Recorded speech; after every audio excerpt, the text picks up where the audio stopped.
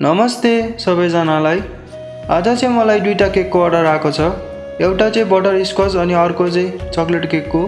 यो दुईटै केकको अर्डर चाहिँ मलाई मेरै साथीहरूले दिएको हो। यो बटर स्कचमा चाहिँ क्यारामल सस र क्यारामल क्रन्च हालेको छु।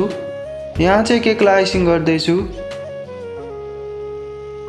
आइसिङ गरिसकेपछि क्यारामल ससले नै डिजाइन दिँदैछु र टुथपिकले लाइन तानेर कति राम्रो डिजाइन भएको छ। त्यसपछि क्रिमले साइड साइडमा डिजाइन बनाइदिए अनि तल चाहिँ क्यारामल क्रन्च लगाइदिए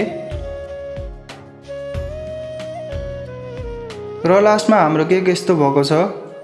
यो चाहिँ चकलेट केक हो। यो केकमा चाहिँ चकलेट गनास र क्यारामल ससमा बदाम मिक्स गरेको छु, जसले गर्दा केकको टेस्ट एकदमै मिठो हुन्छ।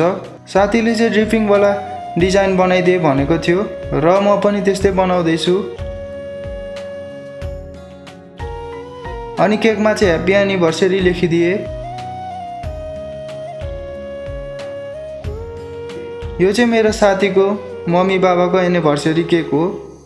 लास्टमा हाम्रो केक यस्तो भएको छ। कस्तो लाग्यो तपाईहरुलाई कमेन्ट गरिदिनु होला। धन्यवाद।